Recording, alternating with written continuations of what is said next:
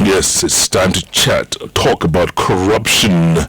And we have live in the studio Peter Owiny. He is the man responsible for the EACC, in particular, Deputy Director Ethics and Compliance at the EACC. And if you look at the paper just today, you turn the paper, you see EACC going after, remember former Moise PA? Yes. Joshua Kule? Joshua Kule. For 10 plots of land, including part of Mombasa runway. Yes. 10 plots. Then plus, they want to get back about 984 million that was illegally paid to Kule and his associates for land compulsorily acquired for the Standard Gauge Railway and Dongokundu Kupevu Road projects. Deep in the paper there, I've also seen, what's that county called I was telling you about? Migori County. Yes. Paid millions for envelopes and flash discs. And staplers, I think, also was mentioned in there. Yeah. It is so messed up. Peter Owiny, this corruption will never end. It will never end.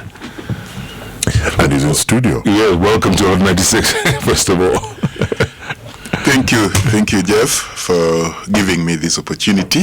First and foremost, Jeff, I would like to say that counties is one of the greatest achievement we have from our Constitution 2010, because we are devolving governance down to the people, we are devolving services down to the people, we are also devolving resources.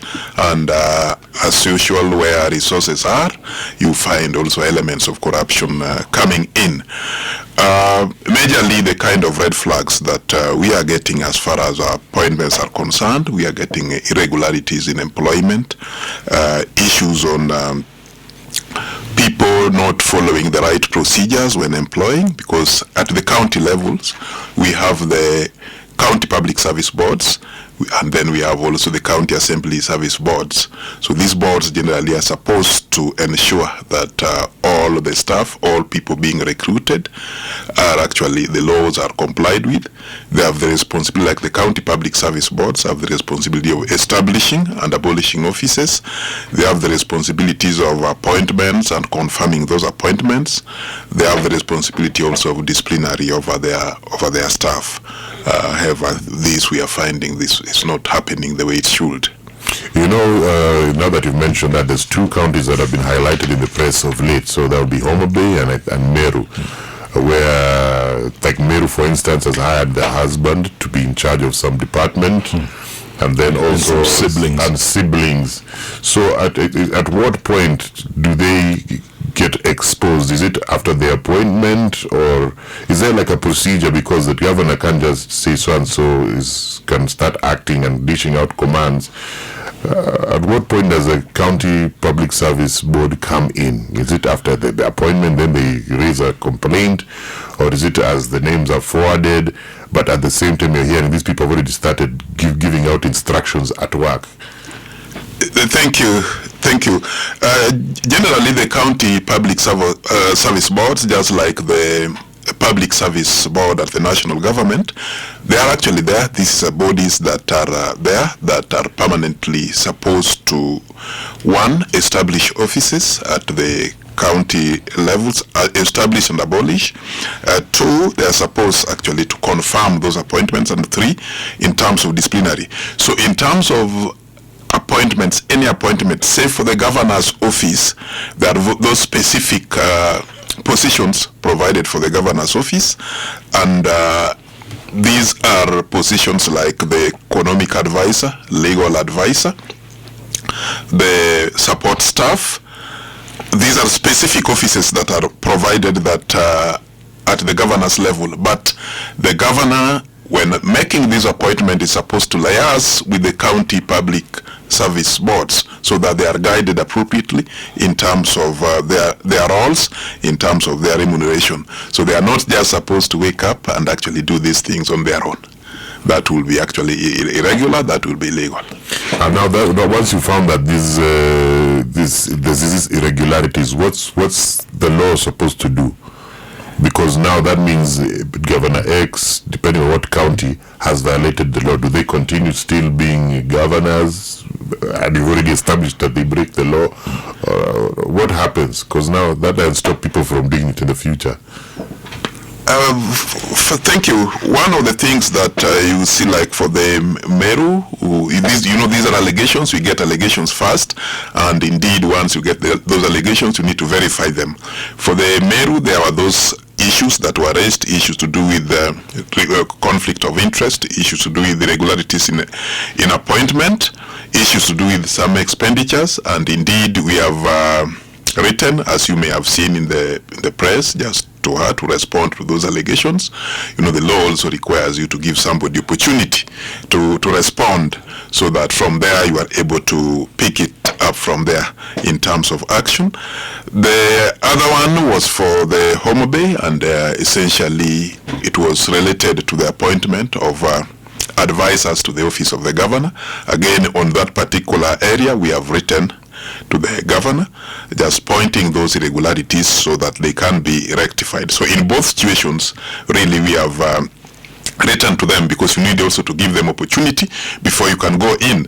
But if it is true they have actually violated the law, some of these would actually amount to abuse of offices. And what will happen after that? And action can be taken. They can be investigated. They can be taken to court. But how are you investigating them once you've already found out that they violated? Do you need more investigation? Because let's say, for example, the people appointed to the Homa Bay offices as advisors, how are you advising the governor while she has CECs whose mandate is also to advise her? The law is there, the opportunity there, the law is there. They have been given the opportunity at least to have those that can be able also to assist them at that level. So that actually is provided for in law. But at the level of the CECs also, they have other duties that they are supposed to do. So in this case, like Homa Bay, it was almost done overboard in terms of the numbers. It's around, the law provides that they should have around 6, 5 in terms of those technical staff and the support staff. But you find this, they had gone slightly higher than that in terms of 11 and creating other positions, which when we looked at what the law provide, what Salaries and Remuneration Commission has provided, and we found that actually it was not really as per what she was proposing to do was not proper. Yeah, but Patrick, what actually happens to them? Do they get a slap on the wrist? Are they told reduce the number? I mean even in Meru, how do you recruit your spouse and siblings? What happens to them? Is there a slap on the wrist?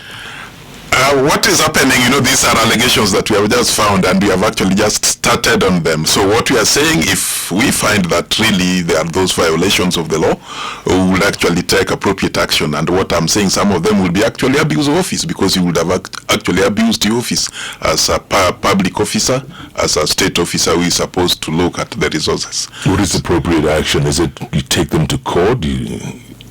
One can be administrative in terms of being advised to rectify. Those can be rectified. 2, there are those that can actually amount to what we are calling abuse of office, and one can actually be taken to court. Okay. Yes. Now, there's people in court, like, today in the morning. Today, coincidentally, the papers are giving us so much ammunition. Homa Bay, not Homa Bay, Migori County, where people have done all kinds of things, including buying, hard disks for double the price, envelopes, 2,000 envelopes, that's 600,000 shillings, flash disks for triple the amount of... what happens to these people? Because that governor is already out. I don't know, I think there's a fire at the finance office at some point. Records destroyed. Yes. How without those records, or how else does, this prosecution go on? I'm not asking this on behalf of incoming governors. Well, thank you, Jeff. And the way you can see, that is a matter involving one of the counties. We are doing several investigations also in other counties. It's not only Migori where we have found those kind of issues. But what's happening, the matter is already in court, and you can see those are highlights of the court proceedings, which means there was at least sufficient evidence found for purposes of prosecution. So already the matter is in court. Is CIA also going to court? Because I heard the governor saying that 400 million was misappropriated the first 2 weeks just after swearing in. Or that's hearsay? We are there. Investigations is ongoing, and I'm sure you will, once that is finalized, you will actually get to hear once that is done. But you know, your dad is at EACC. Tell us who else is going to court. Why wait for the information to come in the paper while you are here? Investigations, Jeff, takes a process, and that is why, because it takes a process, and perhaps once they file, we have investigated, court process comes in later. So at the moment, those are matters under investigations, and it's not only Siaya, there are very many other counties. Yesterday you saw the Kisii County, I think Kisii County Assembly, and many others we are doing investigations. Okay, I've also heard of situations in counties where people's bills, you know, like the way, you know, you supply things 2019, 2020, 2021, then they're all compiled to be paid, and then a governor says, no, we're just going to ignore all these, and then all this money we pay this one person. Does that come as are those part of abuse of office procedures? Because suppliers out here are complaining, but the money gets to the county, and a governor can decide, instead of paying these young people who deserve, let's just, this high roller, this connected person in government, maybe a politician, let's pay his bills first. I might wait for the paper. Not really. What is happening is part of it. You remember the governors that have just come in. Various governors have made comments about those pending bills. Indeed, the pending bills issue is big. I think the control of budget actually puts it at 153 billion pending bills for the entire, I think, accumulated pending bill that was at 30th June 2022 for counties. But what is happening, we have, you remember some governors were saying they are not going to pay, but what we did an advisory around September touching on 3 areas: the management of those employees in office, issues on recruitment, and then the pending bills. And indeed, in terms of advisory, we are saying them, you can also not just condemn all the bills that are there, but perhaps what they may need to do is just to do verification. If you have found this bill is actually legitimate, there are no issues in it, then really you will have no obligation to pay. They have no obligation not to pay. So that we have also done advisory around September, just advising them on perhaps what they need to do. Patrick, there are some outgoing governors who used to spend most of their time in Nairobi, having bought themselves mansions in Nairobi, yet they are governors in other areas. Are you investigating those as well? Jeff, what I would say is that each and every information, each and every complaint that we get, not only about the governor, but any public or state officers, actually we look into it. So I'm sure any complaint in terms of counties, all of them are being looked into. That one I can assure you. In other words, nothing is being done. Or what stalls the process? Because you were here, I think, last year or early this year, so we are looking into it. What kind of progress have you made? Like you can give us, for example, that since the last time you were here, like the major things that have happened, because I know your office would have more details that might not get to the media or leak out there on some of the major successes. Yes. One of them, what I've indicated is that there's a lot of focus on asset recovery. And I think since I was here, quite a number of things have happened in terms of even asset recovery. One of them, you have just seen what is up there in today's paper, the 2.4 billion. The other week, you just saw the President, His Excellency the President, actually doing the groundbreaking for the other land that was just recovered for meteorological department, worth 5 billion, where we want to do the affordable housing. So these are areas that we have been doing. In counties also, we are focusing on what we are calling systems review. We are in Bomet just trying to look at their systems and seeing whether there are loopholes and how even to seal those loopholes. So a lot is going on since I was last here. There are quite a number of things that we are doing as a commission. And if someone wants to get this information, now like for us in media, we need to have at our where else can I get? Because I've seen Kenya Gazette normally lists the people who are listed for forfeiture of to asset recovery? Yes, one of the things that we do, and that's why I'm here actually now to speak also to the public so that they can also get to know what we are doing, but we also have them in our annual reports from time to time. We share this, it's the website. We also give some extracts around it in terms of what we are doing from time to time. Patrick, the other thing that we were talking about earlier on was ghost workers. Yes. Those are also on the rise. Yes, I want to know, can I apply to be a ghost worker in Sierra County? That's where I'm from. On a lighter note, tell us how this happens, because I know they'll justify from their end, but you know from your end this is irregular. It is the issue of ghost workers would actually happen in various ways. One perhaps maybe in the payroll, employed in the payroll, but they're actually not coming to work, or they are not coming to work yet, they are being paid. Others, really, it could be also just manipulation in the payroll. They are not totally there. And I think you have seen some of the new administration, new governors coming in, and they would actually want to have the physical head count of the staff that is there. So this is one of the things that has been, in terms of employment in the counties, the challenge that has been there, because some are there, some are actually not there. So this is manipulation perhaps being done in the payroll, numbers being increasing, yet those people are not actually there. And do they face the full wrath of the law? Because you see now, like the earlier one for governor, you say we write to them, they write back, they explain, you explain. But now, like for instance, these people who manipulate the payroll, because you'll find out that, for example, you've added the three of us on the payroll, but this money goes to one individual, although the names are for others. So what do you do in such a, do you write to him and ask him to explain himself? How does that process now work? Someone who's not a governor. Thank you. What is going on, actually, this is quite a number of counties. We are been doing the investigations around that, and what happens is that you would actually hold the accounting officers who have actually done this, those managing the payroll, the county secretaries that are supposed to look into all those issues. So at the end of the day, in terms of investigations, you would actually hold those people to account.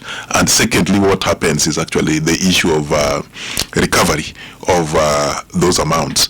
It's not only ghost workers, we are also getting also situations of what we are calling double employment. Perhaps a person employed in the county and employed elsewhere, or even another government department. These things are happening. And what we are doing in those cases, we are not only taking action, but also recovering actually what you have been, extra monies that you have even been paid, and also recommending administrative action in some cases. You also mentioned that double employment also comes also down to people also manipulate interest for their own benefit. So like, let's say someone has taken this 3 million, 4 million, 5 million that we talk about in the news, irregular awarding of interest, and they've spent all the money. How else do you recover? I mean, I've spent the money. What other actions can be taken? Yes, you found them guilty. Well, the law provides, one of it is recovery. We can actually do that recovery of the amount spent. And that's why I've said I've spent the money. It's 3 million. I have now 16 shillings in my account. It's gone. Yes, the other aspect now would also be criminal aspect of it, because if that was a way that was just meant to defraud, that would actually call also for another action in terms of criminal sanctions being taken against that particular officer. Even administrative action, if it's still in service, also administrative action can be taken. That means what? He's fired? Yes, fired, dismissed, suspended. Yeah, that one happens. But the 3 million has been eaten. Oh, well, one of the punishment would be actually, one is somebody has been fired, but secondly, that does not actually stop the commission from actually doing what we are calling recovery. It doesn't matter whether you have the penny or not, but does that not stop the commission from doing what we are getting recovery and getting judgment against you? Oh, so there's a way you still pay back, maybe yes, like attach some property. Exactly, exactly, once judgment is obtained. Okay. Yeah. Patrick, you were saying earlier on that the best thing that happened to this constitution was devolution, right? Yes. Could you also say that corruption has also been devolved? Jeff, that is true, because essentially to be allowed to say that it is not devolved, but to where there is money, you will find there is always malpractices, and that's actually what we are seeing also in the counties. Various malpractices, issues on embezzlement, procurement irregularities. These are things that, and employment irregularities. So these are things that actually we are seeing and we are actually dealing with. One of the things we are trying also to help them, because this is the third cycle in terms of devolution, and you find each and every time you find new people perhaps coming in. You see as at now, the county public service boards are advertising for new chief officers. You find the new CECs coming in. You find new MCAs have coming in. So each and every time this happens, you also need, some of them are new, some have not perhaps been in the public service. You need to do a lot of what we are calling technical capacity, some being sensitized just on some of these things so that they get to know what needs to be done. The biggest issue with the counties, you find those changes happening, because even for public service boards, you find their term almost ends 6 years, 5 years, 6 years. So as the new administration leaves, you find when they are coming in, the new public service comes in, you find the new assembly has come in, the staff again, chief officers. So this also causes these changes also causes a lot of problems in terms of what is supposed to be done. You know, earlier on you mentioned that, the sealing loopholes in some of these systems. Is it like a quick process? How easy is it to change once you realize there are loopholes? Is it immediate, or is there a process that takes 2, 3, 4 years? Maybe just for the Mwananchi or even us to know. Yes, what happens, as I indicated, one of the mandate of the commission is prevention, and in the prevention, just like the old public health adage that prevention is better than cure, it is what we do what we may call corruption risk assessment. The corruption risk assessment is a quick one. I would actually just say that, Jeff, you are here and you need to be locking your door, but you are not locking. So that is something that is quick. You are working in the cash office and you need actually to be locking that cash office. There's no proper lock, there's no proper doors, there's no proper safes. So those are quick wins that you need to do, and that is what we are seeing, quick risk assessment. And then we have what we are calling examinations of systems to see whether there is corruption or whether there are loopholes in the law, whether there are loopholes in the policies or procedures that actually would give room for corruption, and recommend on how to seal them. So yes, as a commission, there are those that we look at immediately and actually provide advisories so that immediate interventions are done. Then there are those interventions that we may also recommend that perhaps may require some time for maybe the counties or an institution perhaps to put some things in place. This could be a policy, this could be some amendment in the law, and that can actually take some time, but we also monitor. All right, maybe you can tell us, this year, what is the largest amount that you've gotten back from an individual who's plundered resources? You don't have to mention the name. You can say we took X amount of this and that. Do you have to move to a kawaida? Say my taxes go, but they come back. You have seen there have quite a number. I may not the cumulative, but there are quite a number, because you have seen in terms of even the suits that we have filed in courts. That alone you would actually be able to give an indicative figure. But what you will notice is that there are huge sums, some going to 100 of millions from various individuals that we have been targeting. So I would say cumulatively you will find they are actually going to 1 billion or so. $1 billion from various individuals that we have targeted. Some we have actually most of them is what we have actually filed recovery suits in court at the moment. Okay. But in terms of assets, it's worth $1 billion so far. Yes, you will find some situations going to up to $1 billion just for an individual. So you're saying there's a lot of hope then? There is, because what we are doing, that is, in terms of recovery, you actually make corruption to be an expensive affair, almost like a zero-sum game. Whatever one has actually been able to accumulate it, by the end of the day, you are stripped of of whatever you have accumulated. So to us, that is good enough, so that at least these monies can come back and actually be used for the public. We are in dire need of resources just for services, hospitals, schools, infrastructure, and all that. Would you say that sometimes maybe it's the media that misreports some of these stories? Because, you know, like I think last week, but one former governor was in court talking about and trying to explain how they made $1 billion, and based on that story it seems like they made sense. But let's say the governor had, or this individual had 10 million when they started, but now they have acquired 1 billion. This 10 million they had initially that they're saying was somehow mixed with this money. Is it all forfeited, or you leave them with the one that they can account for? And considering that maybe they were also in public service before, but now the loopholes back then, you can't really prove that they beat the system then. The law is clear, Nick, in terms of what we may call the unexplained assets, and in terms of what, if you are saying I had maybe 1 million, indeed you need to explain what was the source of this, so that by the end of the day, these are a way actually how you will do that, what we may call net worth. These are a procedure one will analyze. You are given the opportunity such that if you are not also able to explain how you got it, perhaps, or how you have built it until it has reached where it is, then the rest would only be deemed to be proceeds of corruption, and that is what is actually entitled to be forfeited to the state. So it's very clear the process.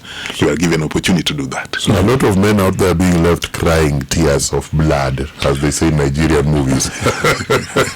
But people are walking around carrying cash. How are you going to account for that?